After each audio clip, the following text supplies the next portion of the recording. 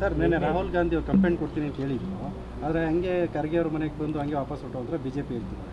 ಅವರೊಂದಷ್ಟು ದಾಖಲೆ ಬಿಡುಗಡೆ ಮಾಡ್ತೀನಿ. ನನಗೆ ಗೊತ್ತಿಲ್ಲ, ನಿನ್ನೆ ಕಾರ್ಯಕ್ರಮ ಮುಗಿದ ಮೇಲೆ ಅವರು ಪ್ರಶ್ನೆಗಳು ಕೇಳಿದ ಮೇಲೆ ನಾನು ಅಲ್ಲಿಂದ ನೇರವಾಗಿ ತುಮಕೂರಿಗೆ ಹೊರಟು ಬಂದೆ. ಮುಂದಿನ ಬೆಳವಣಿಗೆಗಳು ನನಗೆ ಗೊತ್ತಿಲ್ಲ. ಆ ಬೆಳವಣಿಗೆಗಳು ಏನಾಗಿದೆ ನೋಡಿ ಆ ನಂತರ ಹೇಳ್ತೇನೆ. ತುಮಕೂರು ಲೋಕಸಭೆ ಚುನಾವಣೆ ಕೂಡ ಆ ಥರದ ಗಮನಕ್ಕೆ ಬಂದಿದೆ ಸರ್ ನಿಮಗೆ?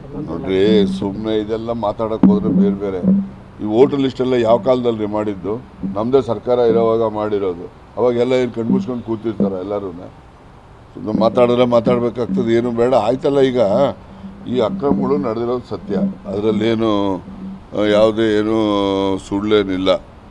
ಆದರೆ ಅಕ್ರಮಗಳನ್ನು ನಮ್ಮ ಕಣ್ಮುಂದೆನೇ ನಡೆದಿದ್ದಾವಲ್ಲ, ಅದು ನಮಗೆ ಅವಮಾನ ಆಗಬೇಕು, ನಾವು ನೋಡ್ಕೊಳ್ಳಿಲ್ಲಲ್ಲ ಅಂತೇಳಿ. ಅದರಿಂದ ಮುಂದೆ ನಾವು ಎಚ್ಚರಿಕೆಯಿಂದ ಈ ರೀತಿಯ ಅಕ್ರಮಗಳು, ಈಗ first voter list draft electoral ರೋಲ್ಸನ್ನು ಪಬ್ಲಿಷ್ ಮಾಡಿ ಅಬ್ಜೆಕ್ಷನ್ ಕರೀತಾರೋ ಇಲ್ವೋ?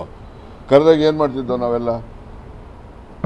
ಅವರು ಅಕ್ರಮವಾಗಿ ಇವನ್ನೆಲ್ಲ ಮಾಡಬಾರ್ದನ್ನೆಲ್ಲ ಮಾಡಿ ವೋಟ್ಗಳನ್ನ ಬದಲಾವಣೆ ಮಾಡಿಕೊಂಡು ಪ್ರಧಾನಮಂತ್ರಿ ಆಗಿದ್ದಾರೆ. ಅದು 100% ಸತ್ಯ, ಅದರಲ್ಲೇನು ಎರಡನೇ ಮಾತಿಲ್ಲ.